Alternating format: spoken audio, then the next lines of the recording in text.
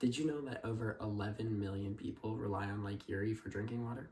Many of these people can lose access to this water for months at a time due to the algae blooms that occur due to the high amounts of phosphorus and nitrogen coming from runoff water into Lake Erie.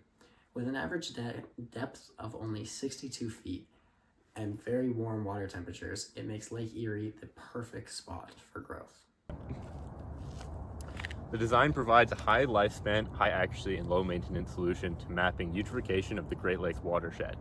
The system provides significant environmental advances by allowing a mapping of problem areas which contain higher levels of nitrogen and phosphorus, therefore allowing sources of toxic algae blooms to be identified and mitigated.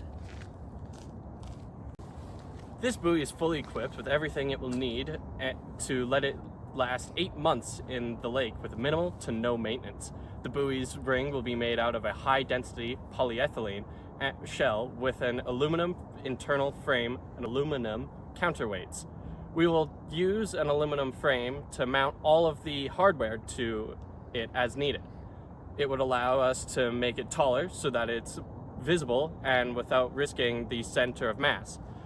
The buoy is outfitted with large solar panels to provide the system with power. A large battery has been placed in it to store electricity.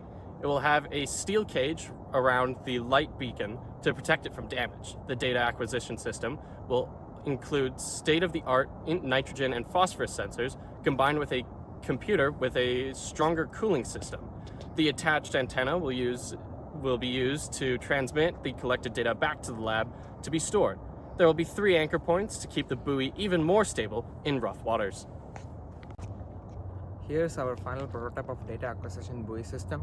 After 2 iterations and going through risk assessment, we improved our design to minimize the overall risk that a buoy has to face while it's in water bodies. This is our final prototype of data acquisition buoy system. As previously mentioned, the base of our buoy system is made from HDPE material, and the overall subframe is made from aluminum to make the weight lower. We have 3 solar panels on the sides and a battery pack that provides and stores power to our onboard equipments. This is our onboard computer where our data storage GPS module are located. And if you can see the bottom, we have 3 chains to stabilize our buoy on rough weathers and rough waters on the lake. And on the top, we have a beacon light, lightning protection rod, and an antenna. We have 3 ports, each for nitrogen, phosphorus, and onboard system cooling. And also on the sides, you can see we have 2 anchor points for easier maintenance. To test the buoy, we built a scale prototype and we tested it at an indoor ocean testing facility. We did this so we could test the durability of the buoy and also to see how it would hold up over time. For testing nitrogen and phosphorus sensors, we built a system where we could have a water source with a distinct amount of nitrogen and phosphorus that we knew, and this would allow us to test how accurate the sensors were. After testing the buoy, we found that the high density polyethylene shell and the aluminum subframe withstood much better than we thought it would. The buoy was able to handle really rough water with ease and actually was able to handle unrealistically rough water. The aluminum frame that we used to mount all the hardware onto worked very well, and the nitrogen and phosphorus sensors worked as expected, and they were able to transmit data back to the lab in real time, allowing us to chart a graph with real-time data so we could accurately show exactly the times a day that the algae blooms would begin to form. Overall, the system proved to have very little operating costs, and it allowed us to keep our costs down to a minimum overall. It proved that it needed little maintenance when operating, and it was easy to maintain. If maintenance was needed, it was often just for simple, easy fixes that would not require the buoy to be pulled out of the water.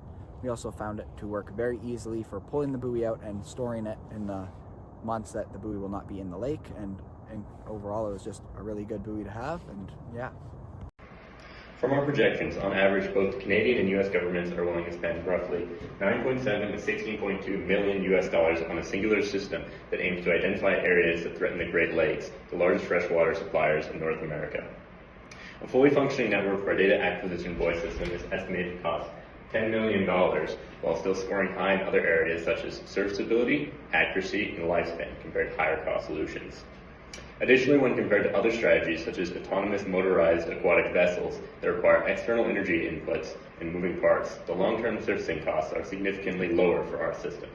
This means that on top of low upfront capital, the data acquisition buoy systems will amortize itself more quickly compared to higher maintenance solutions as seen on the graph.